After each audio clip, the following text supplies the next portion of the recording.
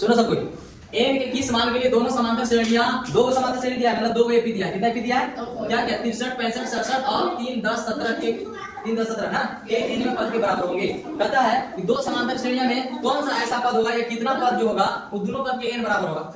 समझ गए? ये एन का मान निकालना है, लेकिन हम अपने तरफ से जैसे 2 एपी दिया है तो दोनों के लिए आप चाहो तो बड़ा छोटा मान सकते हो, तो ऐसे चल मान सकते हो। माना कि क्या लिखेंगे? माना कि ए को एपी को आप AP1 मान लीजिए, है ना? समझ रहे ना?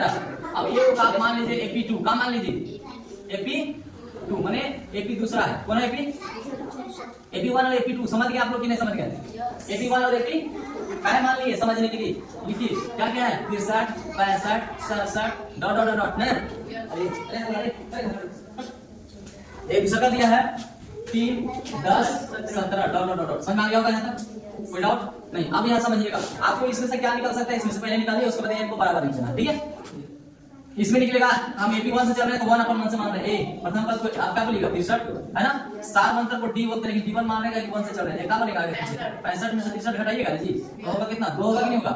आपके पास इसमें से 2 निकला। अच्छा AP2 के लिए जब चलेंगे तो AP2 के लिए A बराबर कितना होगा? 3, तो दूसरा पद दूसरा AP चल इसीलिए 2/1 से लगाया। बेटा चलिए इसको हम मानेंगे D2 सर्वांतर दूसरा क्या होगा? 10 में से 3 कितना हो जाएगा? 7 हो जाएगा। कितना हो जाएगा? 7। माने दोनों से हमको A और D निकला। क्या निकला? अब कुछ करना नहीं है, यहाँ लिख दीजिए आप AN बराबर AN। काहेला क्यों बराबर कीजिएगा AN बराबर AN? इसलिए क्योंकि AN1 और AN2 चलो मान लेते हैं, क्योंकि A1 के लिए है, AN2 के लिए, क्योंकि खुद बोल रहा है कि इनमें पद के बराबर होंगे, यानी खुद AN बराबर दिया है। ठीक है, चलिए आप फार्मूला के दोनों तो सेम होगा, मान अलग होगा ना। फार्मूला लिखेंगे A + n - 1 * D। याद रखिए इसके लिए है, ठीक है? इसमें भी वही होगा formula A + n - 1 * D। Shortcut बनेगा, इसके लिए ये होगा। कौन होगा? ये। ठीक है, चलिए बेटा इसके अनुसार चलिए, इसके अनुसार बाय A का मान कितना है? यानी A1 का मान कितना है? 63। n का मान कितना है? नहीं है, निकालना है -1। D का मान कितना है? बोलिए 2। 2 है ना इसमें? यस। चलिए इसमें आइए, उसमें चले जाइए AP2 के लिए।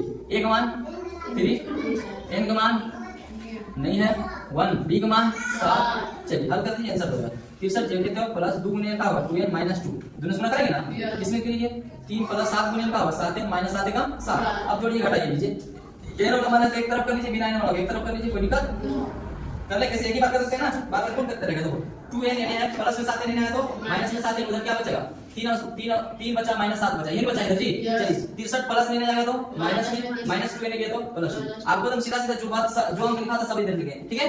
अब 2n में से 7n खत्म कितना होगा? -5 होगा कि नहीं होगा? इधर से जोड़िए घटाइए, आपको ने जोड़ घटा सकता है 3 और 2 प्लस में 5, है ना जी? 5 में से 7 खत्म -2 और 63 कितना हो गया? -65 होगा कि नहीं होगा? दूसरे माइनस से माइनस किया, 5 से कटेंगे 13 25 65। अब n का मान हो गया 65, यानी 65 हुआ, पर जो होगा दोनों बराबर हो गए। ऐसा चेक कर लीजिए।